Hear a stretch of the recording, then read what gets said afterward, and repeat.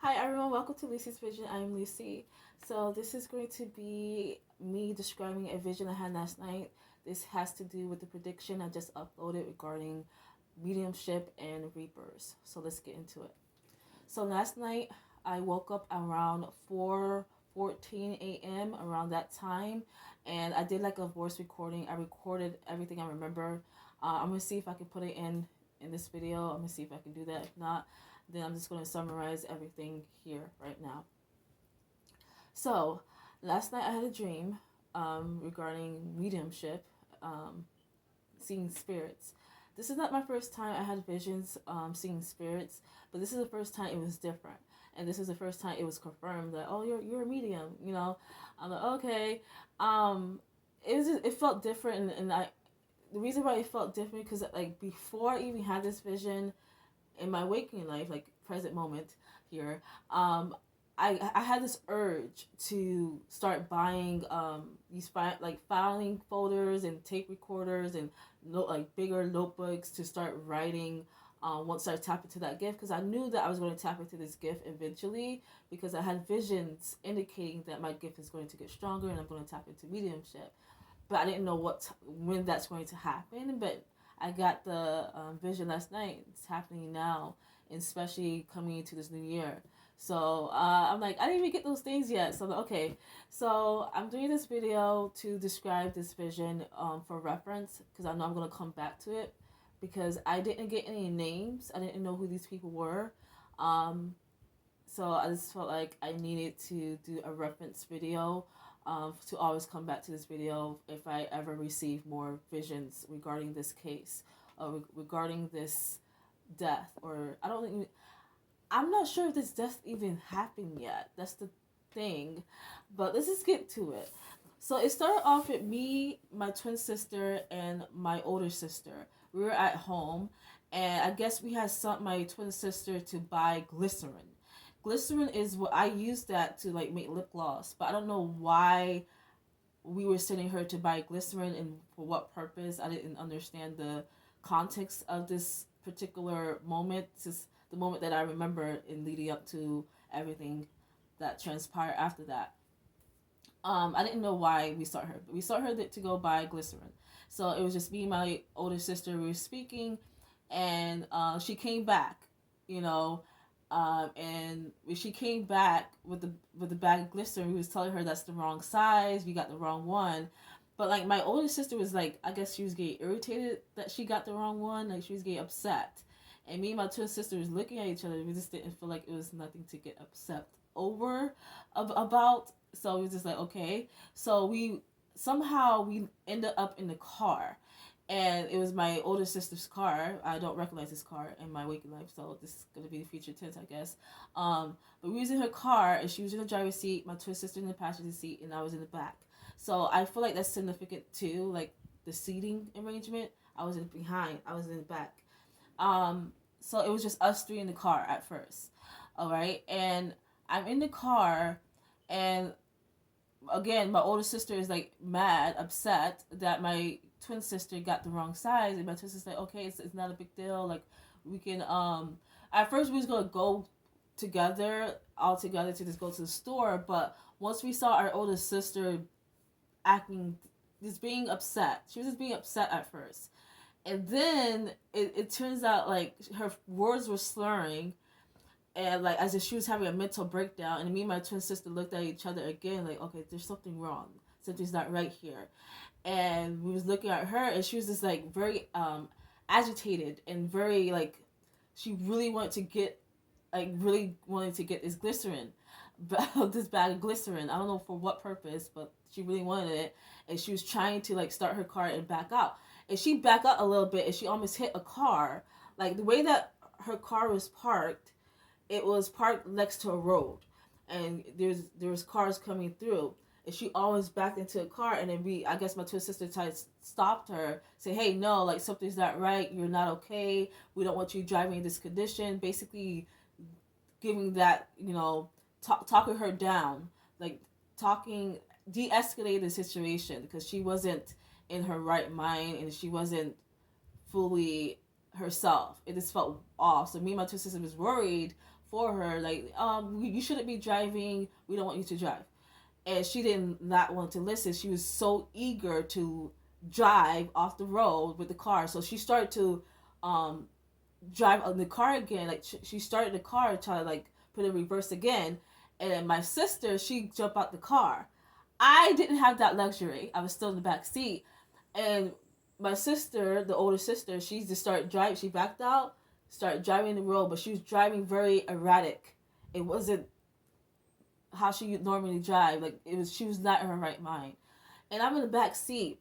At this moment, I'm panicking, but at this moment, there was other people in this back seat with me. And in this case, the universe was showing me it was her kids. But again, the way that the universe is showing me these scenes, like my sister and my twin sister, is significant to what's going to happen. It wasn't really her kids, and it wasn't really my sister. It wasn't really. It is very different. Anyway, so I was in the back seat, and then I see a little boy and a little girl. It was a little boy and a little girl. They were siblings. So in this case, it was presenting to me as if it was my sister's children, and I was in the back seat with them. I knew that we was going to crash. The way that she was driving, she wasn't driving correctly. She was not in her right mind, and the kids was panicking. And me, I was like, okay, I was thinking, like, I hold on to them, and I was like, okay, we're going to jump out this car. I was trying to, like, jump out the car. I said, I'm going to just jump out the car. That's the only thing that I can do is to jump out the car to save the children. Because the way that we was going to crash, like, the way that she was driving, how it started off is she was parked at first, right? And I said there was a road, right? Like, there's a parking lot, and then there's a road right next to the parking lot, like right behind the parking lot, right? And she was reversing, right? But as she was driving on the road, and I was in the back seat with the kids, it showed that we was in a highway, and there was a medium separating the highway. There was the left side and the right side. We was on the right side, and we was driving. And, well, she was driving very erratically. We was about to crash. And the kids was panicking. I was, like, panicking in a way, but I was still keeping my composure, trying to figure out what's my best solution because we're about to crash. And my sister was not in her right mind. She was not there. She was gone. So I don't know what was happening with her. So I'm like, okay. So I don't know what happened. I know that we crashed. But I don't know, like, if I ended up opening the door and rolling off with the kids, because all I saw next after that is that I knew that my sister crashed, and somehow me and those two children was on the left side of the highway, but we were okay. We were standing, and it wasn't just us though. There was other people standing there too on the left side on the medium. We were standing on the medium, but there was other people who was trying to cross that street. They was trying to cross the other side on the left side. And there was some that was trying to cross the right side. So it was just both, a group of people, this random people. One of them, they didn't even have no shoe on. I'm like, what the heck is going on? I wasn't really, like, paying attention to the appearance at first until one of them spoke to me.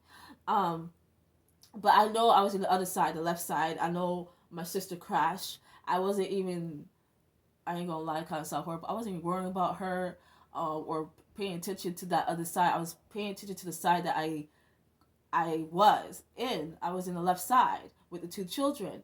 And this one particular man amongst the group of people that I saw, he came to me and he's like, you can't cross the street yet. We only can cross in the daytime. And I'm like, what?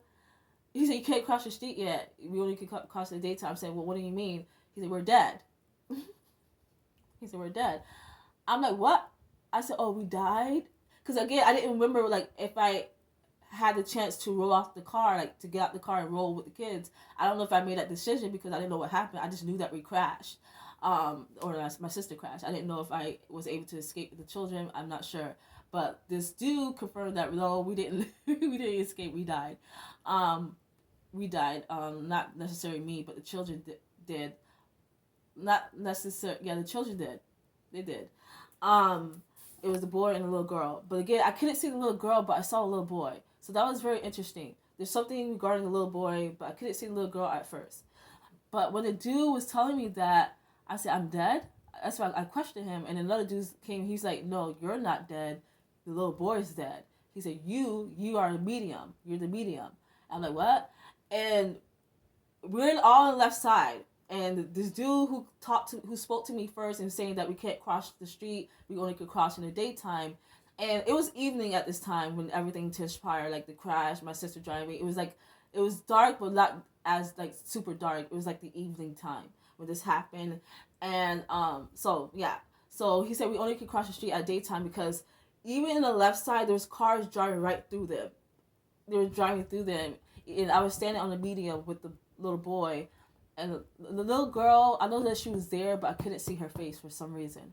But I saw the little boy, and the little boy was speaking. He was saying something. I don't recall exactly what he was saying, but I knew that he died.